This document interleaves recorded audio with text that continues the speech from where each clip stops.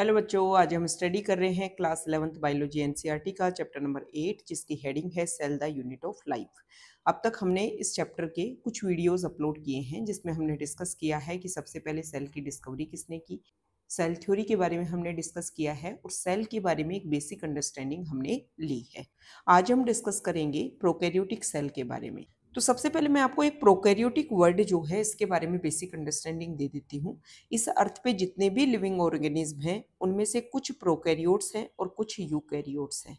तो सबसे पहले आपको ये समझ में आना चाहिए कि प्रोकैरियोट्स और यूकैरियोट्स होते क्या हैं। देखो, हर सेल में जेनेटिक मटेरियल होता है। जेनेटिक मटेरियल जो है वो सेल का एक तरीके से कंट्रोलर है।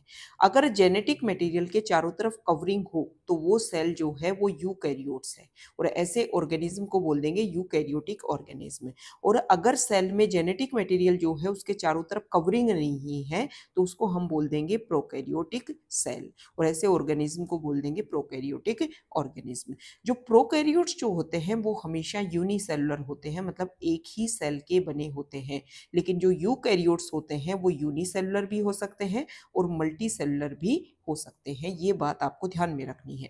अब आप यहाँ पे ये क्वेश्चन कर सकते हो कि मैम इस जेनेटिक मटेरियल के चारों तरफ ये कवरिंग देखने को मिल रही है, तो बेटा ये प्लाज्मा मेम्ब्रेन है, ये आपको ध्यान में रखना है। जैसे कि यहाँ पर जेनेटिक मटेरियल के चारों तरफ ये कवरिंग जिसको न्यूक्लियर मेम्ब्रेन बोलते हैं, ऐसी कवरिंग यहाँ पे नहीं देखने को मिलती है। तो ये बेसिक डिफरेंस हो गया। एक बेसिक डिफरेंस अगर मैं आपको और बताऊं, जो प्रोकैरियोट्स होते हैं उनमें ऑर्गेनेल के नाम पे कुछ भी नहीं होता, सिर्फ राइबोसोम जो है वो देखने को मिलता है और वो भी 70S टाइप का। लेकिन जो यूकैरियोट्स होते हैं उसमें सभी टाइप के ऑर्गेनेल्स जैसे कि mitochondria, chloroplast, vacuole, ER, ribosome, ATS type का, ये सारे ऑर्गेनेल देखने को मिलते हैं। तो ये बेसिक डिफरेंस है एक प्रोकैरियोट में और एक यूकैरियोट में। अब हम एनसीईआरटी की एक एक लाइन को समझते हुए हर पॉइंट को क्लियर करेंगे। Prokaryotic cell, the prokaryotic cell are represented by bacteria, blue green algae, mycoplasma and PPLO। PPLO का फुल फॉर्म होता है प्लूरोन्यूमोनिया like organism.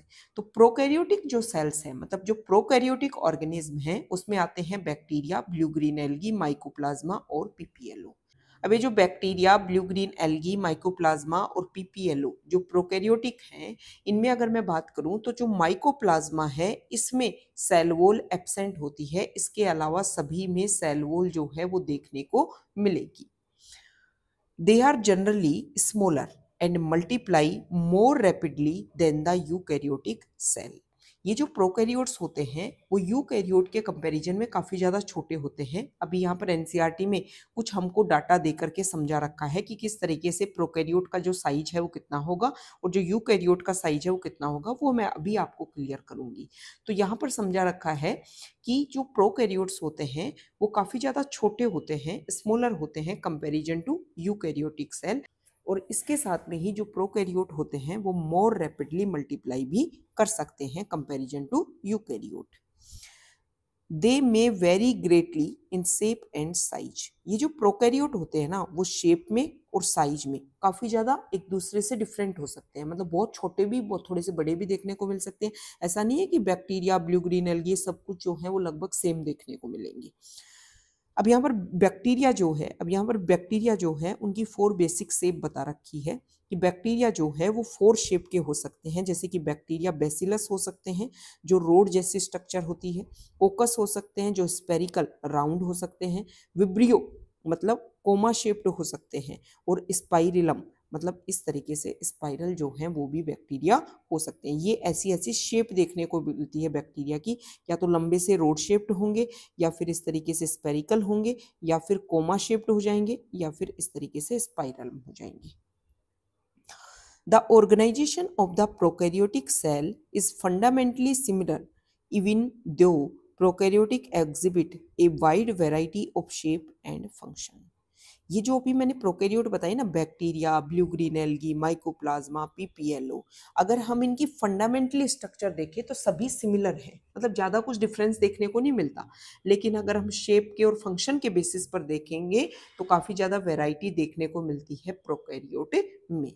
All prokaryotes have a cell wall surrounding the cell membrane except in mycoplasma। अभी मैंने आपको समझाया कि जो bacteria, blue green algae, mycoplasma, PPLO, उसमें सिर्फ जो माइकोप्लाज्मा है उसमें सेल मेम्ब्रेन के बाहर सेल वॉल नहीं देखने को मिलती है। उसके अलावा सभी प्रोकैरियोट्स में, जैसे कि बैक्टीरिया हो गया, ब्लू ग्रीन एल्गी हो गया, इन सब में सेल मेम्ब्रेन के बाहर एक एक्स्ट्रा लेयर सेल वॉल की भी देखने को मिलती है। The semi fluid matrix filling the cell is the cytoplasm.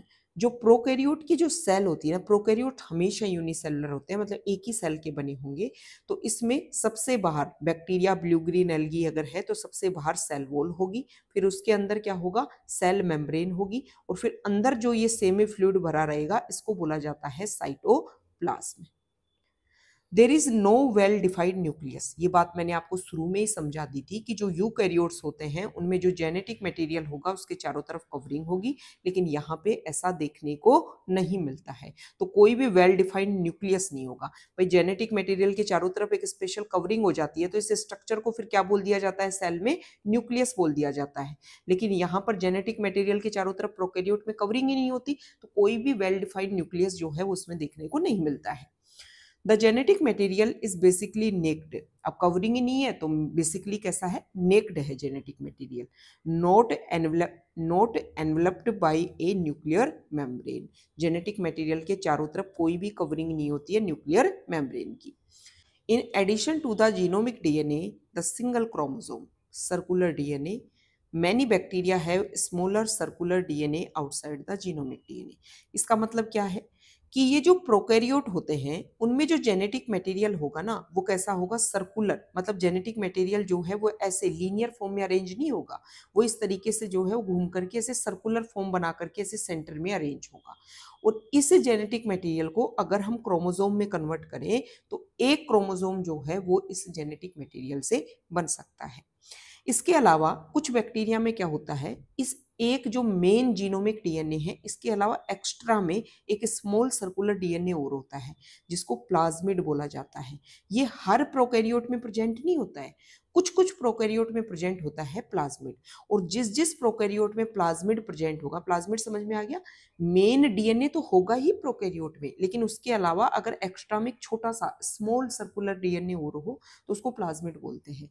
ये हर प्रोकैरियोट्स में नहीं होगा, कुछ कुछ प्रोकैरियोट्स में होता है, और जिन प्रोकैरियोट्स में ये प्लाज्मिड होगा उन प्रोकैरियोट्स को ये प्लाज्मिड कुछ एक्स्ट्रा कैरेक्टर देगा। ये बात आपको ध्यान में रखनी है। क्या समझाया मैंने, हर बैक्टीरिया में नहीं प्रेजेंट होगा प्लाज्मिड, ये बात ध्यान में रखनी है, कुछ कुछ में प्रेजेंट होगा, लेकिन जिनमें प्रेजेंट होगा उनको कोई एक्स्ट्रा कैरेक्टर देगा। ठीक है, these smaller DNA are called plasmid. ये जो स्मॉलर डीएनए जो भी बताया ना, छोटा सा स्मॉलर सर्कुलर डीएनए जो है इसको प्लाज्मिड बोला जाता है। The plasmid DNA confers certain unique phenotypic character to such bacteria. और ये जो प्लाज्मिड डीएनए है जिस बैक्टीरिया में प्रेजेंट होगा उसको कुछ एक्स्ट्रा फिनोटिपिक कैरेक्टर प्रोवाइड करेगा। फिनोटिपिक मतलब ये होता है कि वो कैरेक्टर जो आपको बाहर से दिखाई दे। One such character is resistance to antibiotics. कुछ कुछ बैक्टीरिया में जब प्लाज्मिड प्रेजेंट होता है तो उन बैक्टीरिया को एंटीबायोटिक के खिलाफ में रेजिस्टेंस शो करता है। मतलब एंटीबायोटिक अगर उस बैक्टीरिया पर हम यूज करें तो बैक्टीरिया को कोई फर्क नहीं पड़ता। ये ऐसी पावर दे देता है अगर कुछ बैक्टीरिया में प्लाज्मिड प्रेजेंट हो तो, ये बता रखा है। इसके अलावा कुछ बैक्टीरिया में नाइट्रोजन फिक्सेशन करने की पावर दे देता है, कुछ बैक्टीरिया में जो है मल्टीप्लाई करने की बैंकर पावर देता है, जैसे कि ट्यूमर बनाने की पावर दे देता है जिसको टीआई प्लाज्मिड बोलते हैं, ट्यूमर इंड्यूसिंग प्लाज्मिड बोलते हैं। कुछ बैक्टीरिया में जो एफ प्लाज्मिड प्रेजेंट होगा तो उस बैक्टीरिया में पिलाई लाइक स्ट्रक्चर जिसको सेक्स पिलाई बोलते हैं, जिसके थ्रू जो है एक बैक्टीरिया से दूसरे बैक्टीरिया में जेनेटिक मटेरियल ट्रांसफर हो सकता है। तो ये अलग अलग टाइप का प्लाज्मिड होगा, और जैसे टाइप का प्लाज्मिड होगा वैसे ही बैक्टीरिया में एक एक्स्ट्रा कैरेक्टर देगा। लेकिन ये बात ध्यान में रखनी है कि प्लाज्मिड हर बैक्टीरिया में प्रेजेंट नहीं होता है। In higher classes, you will learn that this plasmid DNA is used to monitor bacterial transformation with foreign DNA। बोला गया है कि जब आप हायर क्लासेस में जाओगे तब आप समझोगे कि इस प्लाज्मिड का यूज करके कुछ बैक्टीरिया को ट्रांसफॉर्म किया जाता है, उनमें कुछ एक्स्ट्रा में फॉरेन डीएनए डाल करके। थोड़ा सा अगर मैं आपको बेटा समझाऊं, देखो क्या होता है कि मान लो हमें किसी लिविंग का कोई कैरेक्टर अच्छा लग रहा है। जैसे कि मैं आपको समझाती हूँ कि मान लो एक प्लांट है और उस प्लांट में पावर है कि अगर वाटर की क्वांटिटी कम हो ना सॉइल में, तब भी ये प्लांट जो है वो जिंदा रह पाता है, अपने आप को सरवाइव कर पाता है। अब इस प्लांट में इस कैरेक्टर के लिए कि वाटर की कमी है तब भी ये जिंदा रह पा रहा है, इस कैरेक्टर के लिए प्लांट में कोई ना कोई जीन होगा। बॉडी में जो भी कैरेक्टर आपको दिख रहा है उस कैरेक्टर के लिए कोई ना कोई जेनेटिक मटेरियल में कोई ना कोई पार्ट प्रेजेंट है। अब क्या किया जाता है, साइंटिस्ट जो हैं उस जीन का पता लगाते हैं और वो चाहते हैं कि कोई एक ऐसा नॉर्मल प्लांट, और हम चाहते हैं कि इस प्लांट से अच्छा प्रोडक्शन होता है लेकिन इसकी कमी क्या है, दूसरे प्लांट की बात कर रही हूँ। ये जो प्लांट है ना, ए प्लांट, इसका तो मेरे को कैरेक्टर पसंद है, इसका तो मुझे एक कैरेक्टर अच्छा लगता है कि ये कम वाटर में भी अपने आप को सर्वाइव कर सकता है। लेकिन मान लो एक दूसरा प्लांट है और दूसरे प्लांट में प्रोडक्शन अच्छा होता है, लेकिन इस प्लांट की एक कमी है कि इसको है ना बहुत ज्यादा वाटर की क्वांटिटी चाहिए।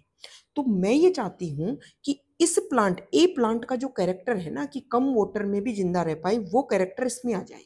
तो कैसे आई, कैसे आए, तो ये तरीका है कि या तो ये सेम स्पीसीज के हो तो इनमें सेक्सुअल रिप्रोडक्शन करवाई जाए, जिसकी वजह से इसका कैरेक्टर हो सकता है कि नेक्स्ट जनरेशन में देखने को मिल जाए।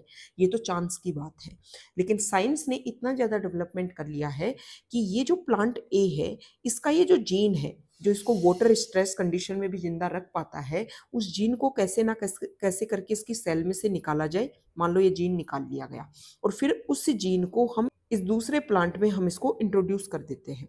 अब जब इंट्रोड्यूस करते हैं इस प्लांट में तो हम हेल्प लेते हैं ये जो बैक्टीरिया में जो extra genetic material small circular DNA मिलता है ना प्लाज्मिड, उसका यूज करते हैं। क्योंकि प्लाज्मिड जो है उसमें पावर होती है अपने आप को रेप्लिकेट करने की, अपने आप को जो है खूब सारी कॉपी बना सकता है। तो जब मान लो इस प्लांट में मैंने इस जीन को इंट्रोड्यूस किया, तो जब ये जीन इसके साथ में जाएगा तो जो प्लाज्मिड अपने आप को क्या करेगा, मल्टीप्लाई करेगा, तो ये जीन भी मल्टीप्लाई होगा, जिसकी वजह से ये जीन जो है इस प्लांट में देखने को मिलेगा और इस प्लांट में एक नया कैरेक्टर डेवलप हो जाएगा कि जब वाटर की कमी हो तब भी ये जिंदा रह पाए।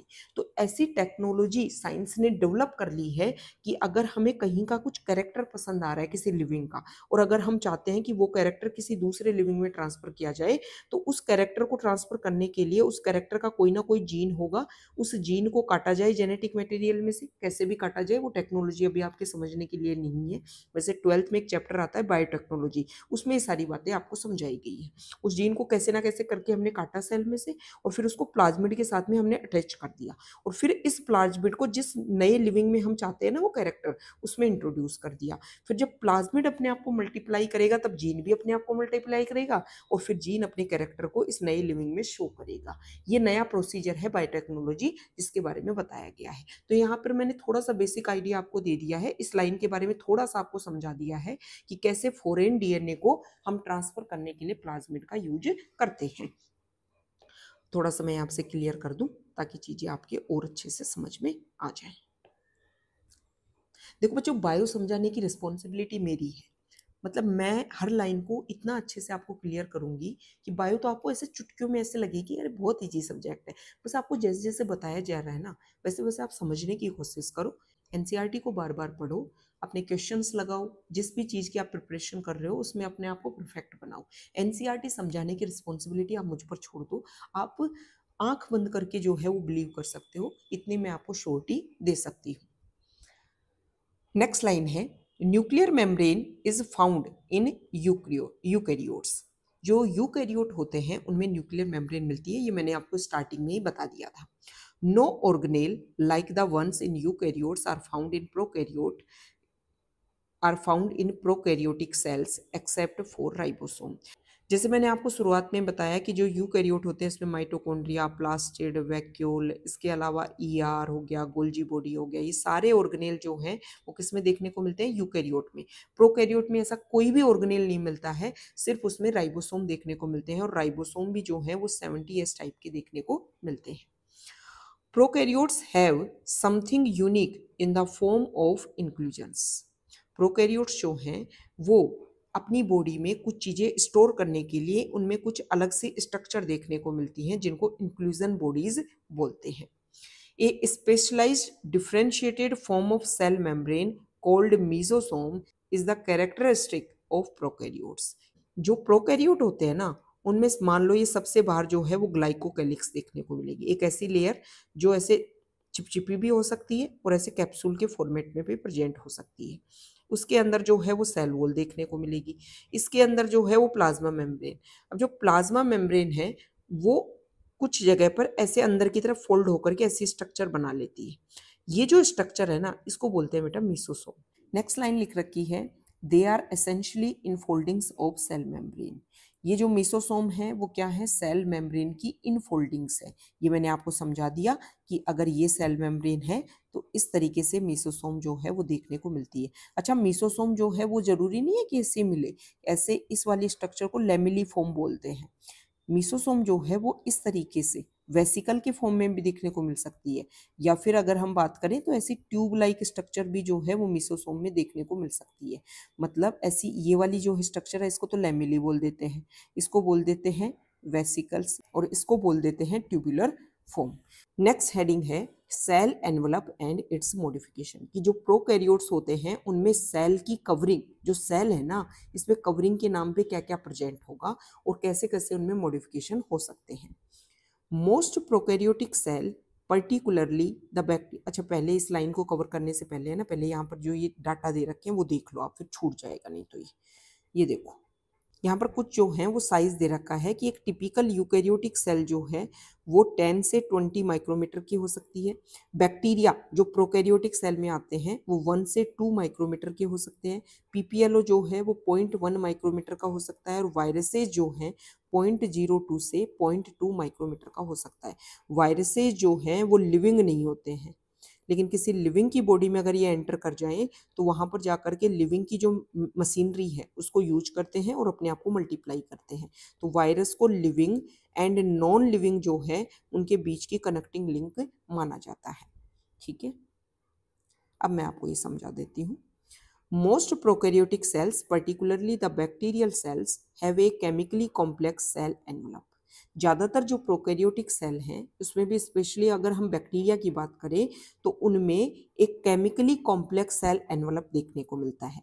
मतलब मान लो ये एक बैक्टीरिया है, इस बैक्टीरिया में जो उसकी कवरिंग है ना वो अलग अलग केमिकल की बनी हुई होगी। सबसे बाहर जो है वो ग्लाइकोकैलिक्स देखने को मिलता है। ग्लाइकोकैलिक्स ऐसी स्लाइमी लेयर भी हो सकती है, अगर इस तरीके से हो तो इसको तो बोलते हैं स्लाइमी लेयर, और अगर ये इस तरीके से हार्ड कवरिंग हो तो इसको बोल देते हैं कैप्सूल।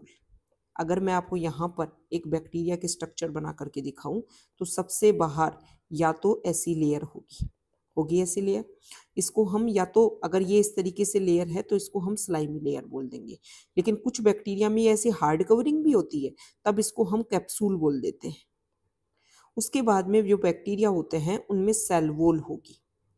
ठीक है, ये जो सेल वॉल है वो नॉन सेल्यूलोजिक होती है। नॉन सेल्यूलोजिक मतलब जो प्लांट होते हैं उनमें सेल वॉल सेल्यूलोज की बनी होती है, लेकिन यहाँ पे सेल वॉल जो है वो सेल्यूलोज की बनी हुई नहीं होती है, इसलिए इसको बोल दिया गया नॉन सेल्यूलोजिक। अगर मैं कंपोजिशन की बात करूं तो पेप्टाइडोग्लाइकन की सेल वॉल जो है वो यहाँ पर बनी होती है, किसमें, प्रोकैरियोट में, बैक्टीरिया में।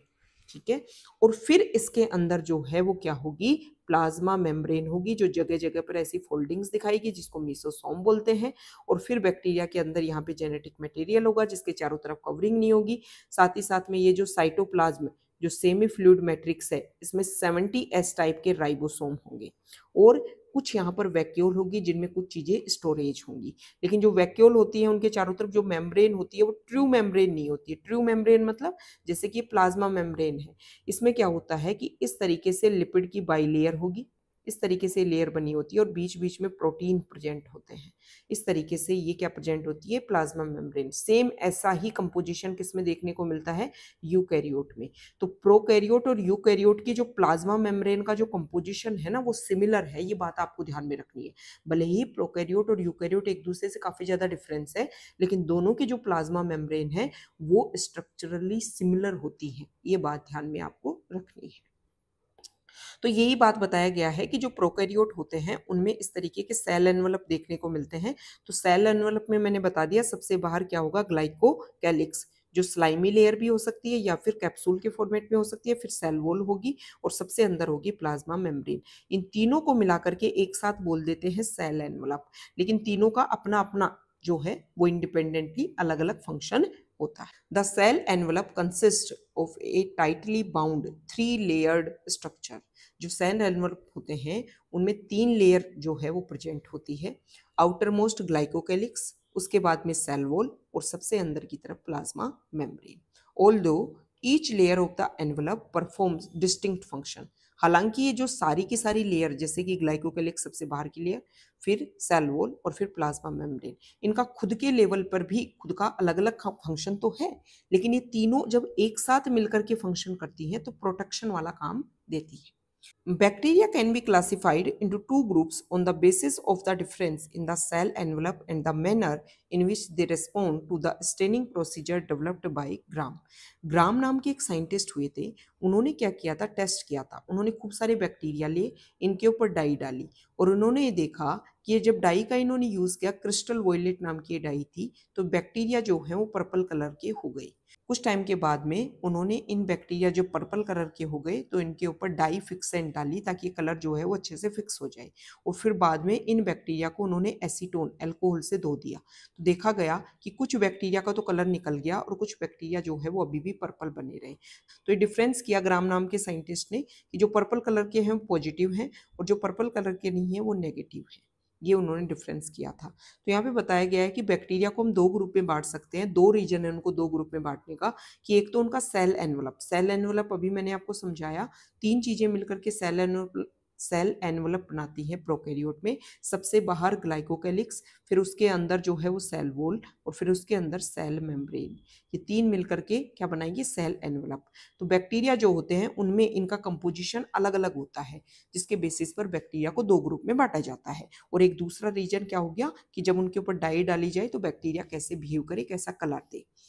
तो इसके बेसिस पर बैक्टीरिया जो हैं उनको 2 पार्ट में बांटा गया।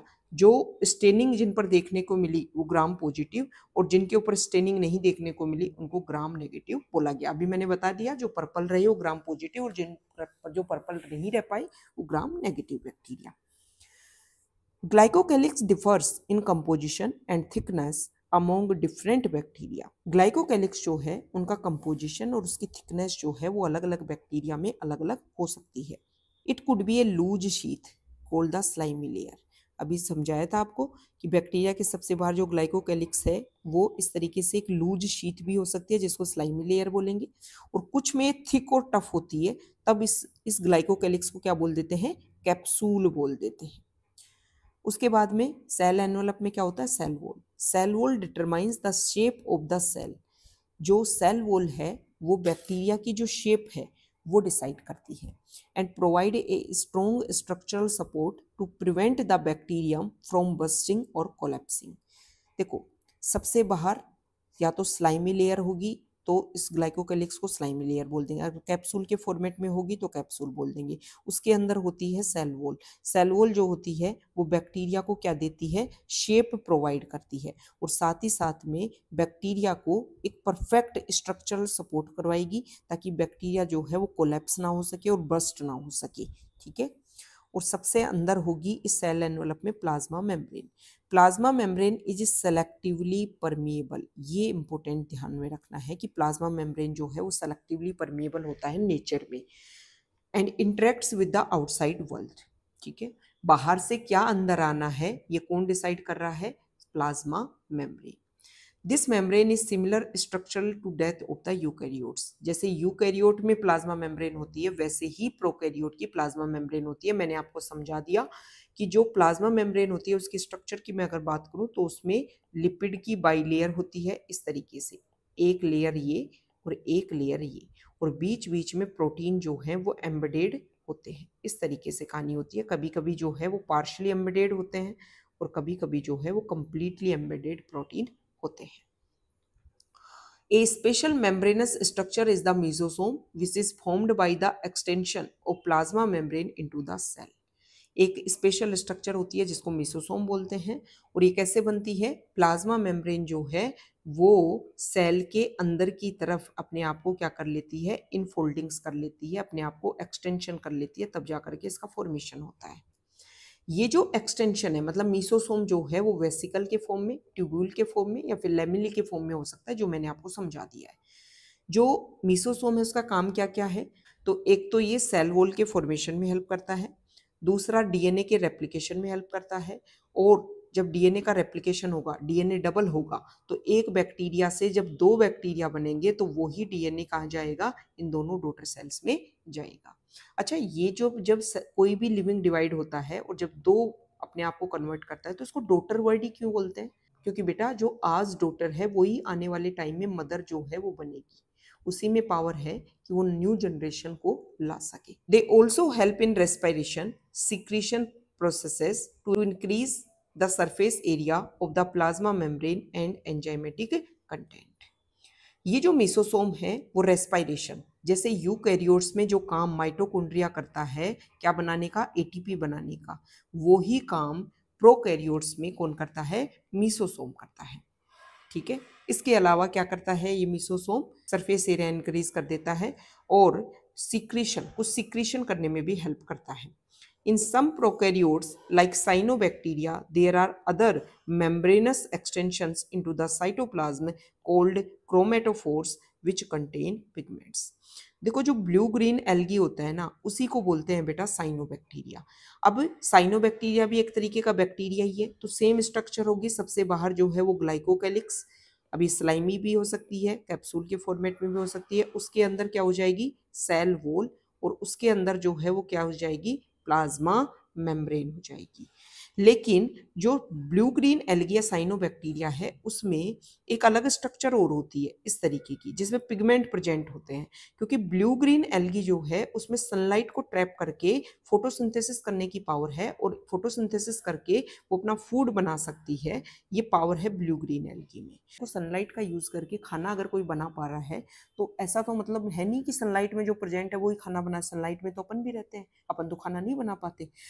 सनलाइट को ट्रैप करने के लिए उस लिविंग में कुछ पिगमेंट्स होने चाहिए, इन पिगमेंट्स में पावर होती है जो सनलाइट को ट्रैप कर पाते हैं, और जब सनलाइट को ट्रैप कर लिया तो फिर इस सनलाइट में जो एनर्जी है उसका यूज करके फूड बनाया जाता है।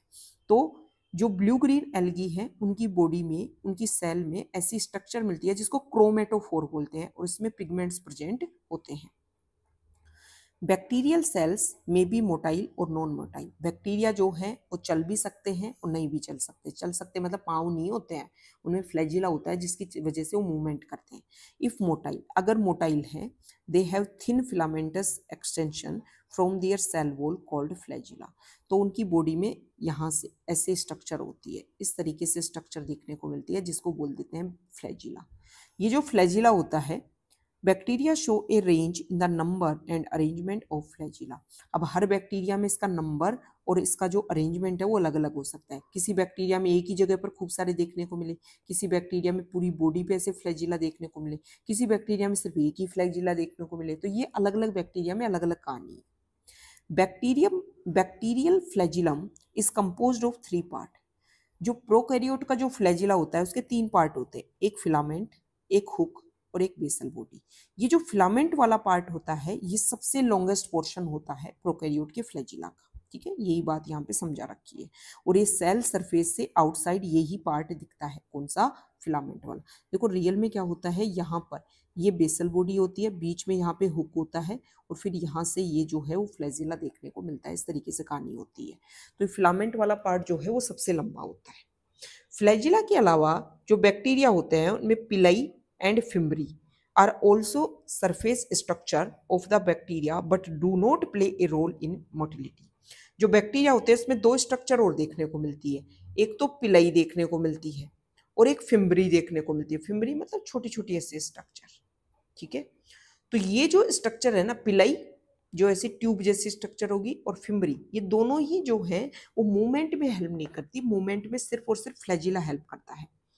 अब क्या काम है इनका, the pili are elongated tubular structure made of special protein. Pilin नामक प्रोटीन से मिलकर के बनी होती है। एक्चुअली क्या होता है, कुछ बैक्टीरिया में जब एफ प्लाज्मिड प्रेजेंट होगा तो उन बैक्टीरिया में ये सेक्स पिलाई बनती है, और सेक्स पिलाई जब अगर बनेगी तो एक बैक्टीरिया से जेनेटिक मटेरियल निकलेगा और दूसरा बैक्टीरिया जो है उसमें ये जेनेटिक मटेरियल जाएगा, जिसको जेनेटिक रिकॉम्बिनेशन बोलते हैं। वो इसी पिलाई के थ्रू ये प्रोसीजर कंप्लीट होता है। फिम्बरी जो है वो ब्रशल लाइक, जैसे ब्रश होती है ना उसमें छोटे छोटे जो स्ट्रक्चर होती है अपनी, मान लो ये ब्रश है तो इसमें ये जो है ये ब्रशल लाइक स्ट्रक्चर, ऐसी स्ट्रक्चर होती है फिम्बरी की। ये सेल के बाहर निकलते हैं फाइबर की जैसे, और कुछ बैक्टीरिया में they are known to help attach the bacteria to rocks in stream and also to the host tissue. ये जो स्ट्रक्चर है ये कुछ बैक्टीरिया में, तो मान लो बैक्टीरिया जो है वो नॉर्मल एनवायरनमेंट में घूम रहा है तो किसी भी सबसिस्टम से वो अटैच होने में हेल्प करते हैं। और अगर मान लो बैक्टीरिया किसी होस्ट की बॉडी पर है या बॉडी के अंदर है, किसी दूसरे लिविंग की बॉडी के अंदर है या बॉडी के ऊपर है, तो वहां पर उसको अटैच होने में हेल्प करते हैं। अब नेक्स्ट है ribosome and inclusion body. Organelle के नाम पर जो बैक्टीरिया होते हैं उनमें सिर्फ क्या होता है, राइबोसोम होता है, और ये भी 70S टाइप का होता है। जो यूकैरियोट्स होते हैं उनमें 80S टाइप का राइबोसोम होता है। और कुछ इंक्लूजन बॉडी, मतलब बैक्टीरिया अपनी बॉडी में कुछ स्टोर करने के लिए कुछ बॉडीज रखता है जिनमें चीजें स्टोर हो जाती है। In prokaryotes ribosome are associated with the plasma membrane of the cell. Prokaryotes में सबसे बाहर जो है वो स्लाइमी लेयर या फिर कैप्सूल के फॉर्मेट में ग्लाइकोकैलिक्स, फिर सेल वॉल, और फिर उसके अंदर क्या होगी, प्लाज्मा मेम्ब्रेन होगी। तो प्लाज्मा मेम्ब्रेन से जो है वो अटैच होते हैं कौन, राइबोसोम। राइबोसोम जो है वो प्रोकैरियोटिक राइबोसोम का जो साइज होता है वो 15x20 नैनोमीटर होता है, और ये दो सब यूनिट से मिलकर के बने होते हैं। 70S टाइप की जो राइबोसोम है, 50S और 30S। अब आपके मन में ये आ रहा होगा कि जब दोनों यूनिट 50 और 30 की है तो टोटल तो 80 होना चाहिए था, लेकिन टोटल तो 70 ही है। देखो बेटा, जब भी आप किसी दो मोलिक्यूल को पास लेकर के आओगे, उनके पार्टिकल्स के बीच में डेंसिटी जो है वो इंक्रीज होगी, जिसकी वजह से वॉल्यूम जो है वो क्या होता है, डिक्रीज होता है, जिसकी वजह से 50 और 30 दो सब यूनिट होने के बाद में भी जब इनको टोटल किया जाता है तो ये 70S टाइप के राइबोसोम होते हैं। राइबोसोम जो है वो प्रोटीन सिंथेसिस की साइट होती है। सेवरल राइबोसोम, कभी कभी प्रोकैरियोट्स में क्या होता है कि डीएनए से आरएनए बना, mRNA, और इस mRNA के ऊपर कभी कभी जो है वो ऐसे खूब सारे राइबोसोम अटैच होते हुए दिखते हैं। और जो प्रोकैरियोट्स हैं उनमें तो जेनेटिक मटेरियल भी कहाँ है, साइटोप्लाज्म में ही है, और इसी से मान लो यही mRNA बना, इस पर ऐसी स्ट्रक्चर दिख गई, तो ऐसी स्ट्रक्चर को जो है वो पोलीराइबोसोम या पोलीसोम बोला जाता है। The ribosome of a polysome translate the mRNA into protein। ये किस लिए अटैच है कि इस mRNA से प्रोटीन बनाना है इनको, तो इसलिए ये इस पर अटैच होते हैं। अब देख लेते हैं inclusion bodies. Reserve material in prokaryotic cell are stored in the cytoplasm in the form of inclusion bodies। जो प्रोकैरियोट्स होते हैं अगर उनको कुछ स्टोर करना हो तो जो साइटोप्लाज्म है उसमें कुछ इंक्लूजन बॉडीज प्रेजेंट होती हैं, लेकिन ये इंक्लूजन बॉडीज जो है वो किसी भी मेम्ब्रेन सिस्टम से बाउंड नहीं होती है। ठीक है, ये बात ध्यान में रखना है। मेम्ब्रेन मतलब जो अभी आपको बताई थी, लिपिड की बाइलेयर और बीच बीच में प्रोटीन, ऐसी लेयर जो है वो इसमें, ऐसी मेम्ब्रेन जो है वो इन इंक्लूजन बॉडीज में नहीं देखने को मिलती है।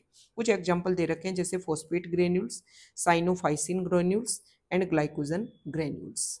गैस वैक्यूल जो है वो ब्लू ग्रीन में और purple and green photosynthetic bacteria में देखने को मिलती है। तो ये प्रोकैरियोट्स जो होते हैं उनमें क्या क्या प्रेजेंट होता है वो सब कुछ हमने देख लिया। तो अगर मैं आपको एक ओवरऑल व्यू दूं प्रोकैरियोटिक सेल का, तो जो प्रोकैरियोट्स होते हैं उनमें सबसे बाहर स्लाइमी लेयर होती है।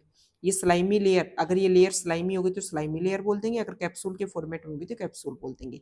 उसके अंदर होती है बेटा सेल वॉल, और उसके अंदर होती है प्लाज्मा मेम्ब्रेन। प्लाज्मा मेम्ब्रेन कुछ जगह पर साइटोप्लाज्म की तरफ इनफोल्डिंग्स करके स्ट्रक्चर बना लेती है जिसको बोलते हैं मीसोसोम। जेनेटिक मटेरियल सेंटर में होगा। इसके अलावा कुछ कुछ बैक्टीरिया में इस मेन जेनेटिक मटेरियल के अलावा एक्स्ट्रा में सर्कुलर डीएनए होता है जिसको बेटा प्लाज्मिड बोल देते हैं। जो प्रोकैरियोट्स होते हैं उनके साइटोप्लाज्म में और प्लाज्मा मेम्ब्रेन से अटैच जो है वो 70S टाइप के राइबोसोम देखने को मिलते हैं। और जो ब्लू ग्रीन एल्गी है उसमें एक एक्स्ट्रा स्ट्रक्चर देखने को मिलती है जिसको क्रोमेटोफोर बोलते हैं, जिसमें पिगमेंट्स होते हैं, और ये पिगमेंट सनलाइट को ट्रैप करते हैं और फिर फोटोसिंथेसिस में हेल्प करते हैं। इसके अलावा कुछ इंक्लूजन बॉडीज होती हैं जिसमें बैक्टीरिया जो हैं या प्रोकैरियोट्स जो हैं वो कुछ चीज़ें स्टोर कर सकते हैं, और वो ग्रेन्यूल्स हो सकती हैं फॉस्फेट ग्रेन्यूल्स, साइनोफाइसिन ग्रेन्यूल्स और ग्लाइकोजन ग्रेन्यूल्स। और इसके अलावा जैसे कि जो ब्लू ग्रीन एल्गी है उसमें, और पर्पल और ग्रीन फोटोसिंथेटिक बैक्टीरिया जो हैं उनमें गैस वैक्यूल भी देखने को मिलती है। तो ये हमने एक बेसिक ओवरव्यू लिया कि प्रोकैरियोट्स में कौन कौन प्रेजेंट होंगे।